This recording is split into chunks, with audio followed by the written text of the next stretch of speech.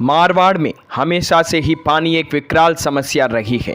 इसे बचने के लिए यहाँ के शासकों और रहवासियों ने पानी के भंडारण के लिए कई कुएं, बावड़ियाँ, हौद और टाके बनवाए थे।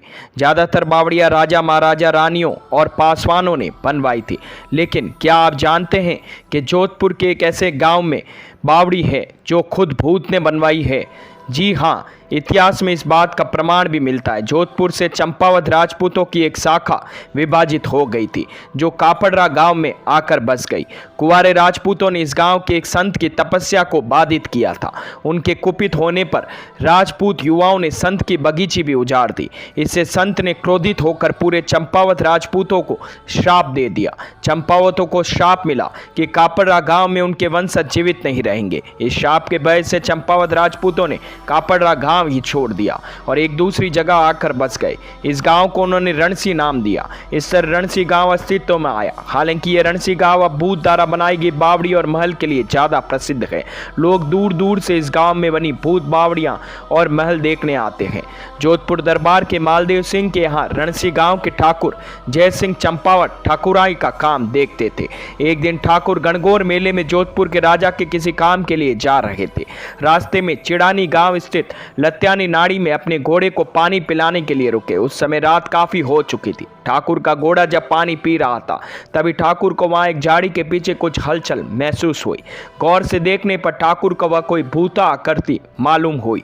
ठाकुर के बड़ी निर्भीकता से बोलने पर भूत उनके सामने प्रकट हुआ और बोला कि मैं एक श्राप से बंधा हूं और इस नाड़ी का पानी नहीं पी सकता। आप मुझे पानी पिला दीजिए। पानी पीने के बाद उस भूत ने ठाकुर जय सिंह के कुछ खाने की सामग्री भी मांगी, जिसे लेने के बाद भूत ने ठाकुर से कुश्ती लड़ने की इच्छा भी जाहिर कर दी।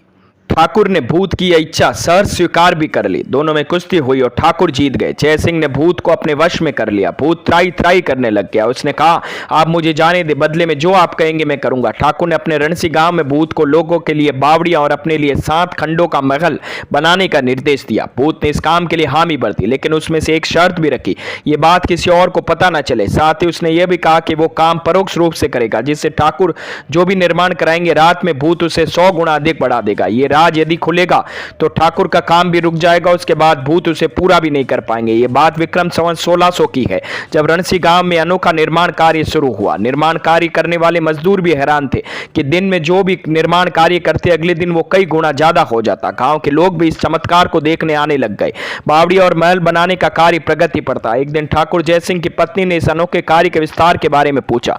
वचनबद्ध ठाकुर को बताने से मना कर दिया। ऐसे ठाकुराइन से पति से बोलचाल भी बंद हो गई और खाना पीना भी त्याग दिया। ठाकुर ने निर्माण बंद होने के डर से ठाकुराइन को कुछ नहीं बताया, लेकिन दिन प्रतिदिन ठाकुराइन की तबीयत बिगड़ती गई और वो मृत्यु शैया पर पहुंच गई। इसे देखकर ठाकुर को अपनी जिद छोड़नी पड़ी और उसे ठाकुराइन को सब कुछ बता दिया।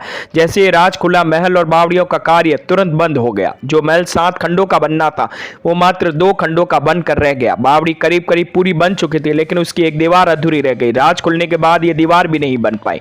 रणसी गांव में भूत की बनाई बावड़ी और महल आज भी उसी अधूरी हालत में मौजूद है। तो दोस्तों, कैसी लगी मेरी ये जानकारी? अगर मेरी ये वीडियोस आप लोगों को पसंद आते हैं तो प्लीज लाइक, शेयर, सब्सक्राइब करना ना भूले और हाँ, कमेंट करना भी ना भूले। धन्यवाद।